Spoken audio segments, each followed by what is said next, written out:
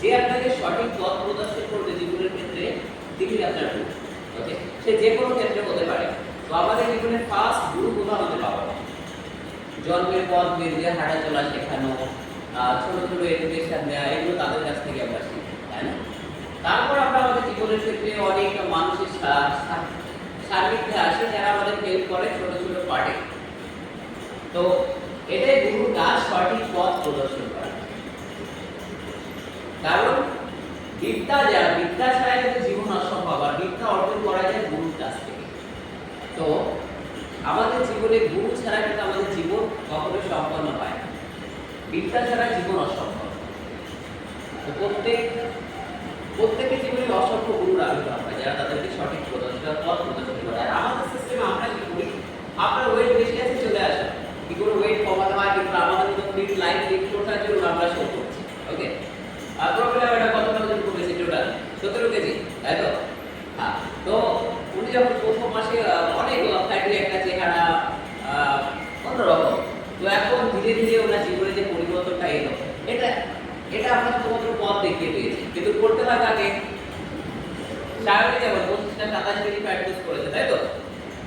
কি করে হতো যদি কোনো একটা সিস্টেম তুমি না পেতে? পসিবল ছিল? কোনো একটা সিস্টেম ছাড়া কিন্তু পসিবল নাই, কোনো রেজাল্ট। আপনি যদি মনে করেন আমি নিজে করে নেব, এটা হবে না। এমনকি আমি তো এর আগে জিমেও ট্রাই করেছি, এটা কোনোদিন হবে না। কেন বলো তো? যদি হতো তাহলে তোমার বাবা মা তোমাকে টিউশন টিচারের কাছে দিত না। কারণ এডুকেশন তো আমিও জানি, আমি আমার বাচ্চাকে আমি সবসময় পড়াতে গেলে হবে না, তাকে গুরুর কাছে পাঠাতে হবে। এই যে দেখো মহাভারতে কি দেখা যায়? মহাভারতে দেখায় উপর পাণ্ডবদের কোথায় পাঠানো হয়? নিজের রাজ্য ছেড়ে দূরে গুরুকুলে পাঠানো হয়। কেন?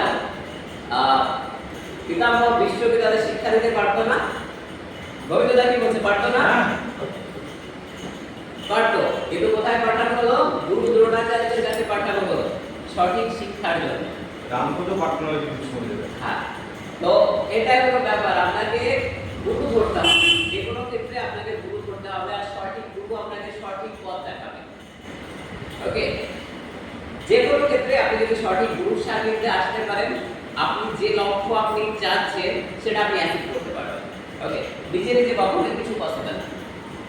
আর আমরা সবসময় আমাদের সেই সব গুরু যারা আমাদের পথ প্রদর্শক, যারা আমাদের পথ দেখিয়েছে, আমরা তাদের প্রতি সবসময় কৃতজ্ঞ থাকবো।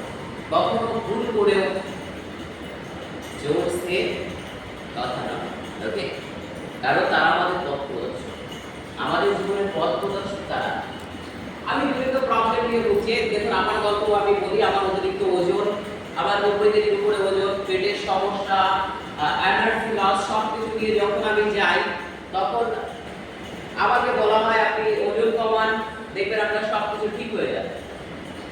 এটা অবাস্তব কথা না। গ্যাসের প্রবলেম, কত ডক্টর দেখাচ্ছি, প্রবলেম সলভ হচ্ছে না, প্রতিদিন ওষুধ খেতে হচ্ছে এভরিডে, তো বলছে ওজন কমান ঠিক হয়ে যাবে। ওকে, ওজন কমালাম, ধীরে ধীরে খাওয়া দাওয়া শিখলাম, কি খেতে হবে, কোনটাকে অ্যাভয়েড করতে হবে।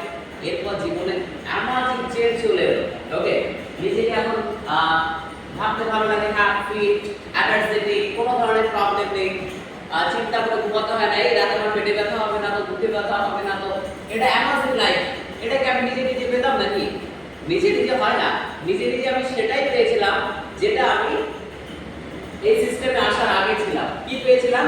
90 কেজির উপরে ওজন, খাওয়া দাওয়া সম্পর্কে কোনো জ্ঞান নেই, যা পারো খেয়ে নাও। ওকে, এভাবে আমার শরীরের নানাবিধ প্রবলেম চলে আসলো।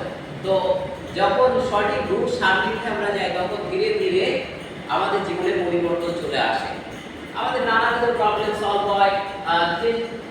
যে ক্ষেত্রে আমরা যাই, আপনার অতিরিক্ত ওজন আছে, আপনি গেলেন, আমি যেমন আমার ক্ষেত্রে আমি গেলাম, আমার ওজন কমলো, আমি বেটার ফিল করি। আপনি যেমন এসেছেন, হ্যাঁ আমার ওজনটা কমে যাক, কোমরে ব্যথা কমে যাক, পায়ে ব্যথা কমে যাক, ওকে, লেথার্জি কমে যাক, তো দেখবেন ধীরে ধীরে হয়ে যাবে। ওকে, তো এই কারণে আমি আমার যিনি গুরু আছে তাকে আমি সব সময় নিজের ভেতর থেকে একটা আলাদা সম্মান প্রদর্শন করি। কেন জানেন? কারণ তিনি ছাড়া তো আমার জীবনে পরিবর্তন আসতো না। আমার অবস্থা কেন খারাপ হতো না, ভালো হতো? আরো খারাপ হতো না যদি না আমি যেতাম। আমার ওজন কি আরো কমতো নাকি? না, আরো বাড়তো। আমার ওজন আরো বেড়ে যেত, ওজন বাড়তো, নানাবিধ প্রবলেম আসতো। তো দেখুন, আপনার জীবনে কখন কোন সময় কোন গুরুর সঙ্গে দেখা হবে আপনি জানেন। যখন দেখা হবে যদি তার দ্বারা কখনো কোনো উপকার আপনি পেয়ে থাকেন তো সবসময় আপনার মাথাটাকে তার থেকে নত রাখবেন। ওকে, দেখবেন তার আশীর্বাদ আপনার উপর থাকবে। ওকে, সে যেই হোক না কেন, আমার ক্ষেত্রেও সেটা প্রযোজ্য। ওকে, তাহলে কি হবে, দেখবেন আপনার জীবনটা সুন্দর হয়ে যাবে।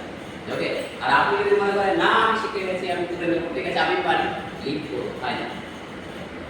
একজন পথ দেখিয়ে দেয় আর আপনাকে সেই পথে হেঁটে যেতে হয়, এটাই হলো জগতের নিয়ম। ওকে, আপনাকে একজন পথ দেখাবে আর সেই পথ আপনাকে হেঁটে চলে যেতে হবে। কিভাবে? নত মস্তকে হেঁটে চলে যেতে হবে। এটাই হলো গুরুর প্রতি আসল সম্মান প্রদর্শন। ওকে, দ্যাটস অল।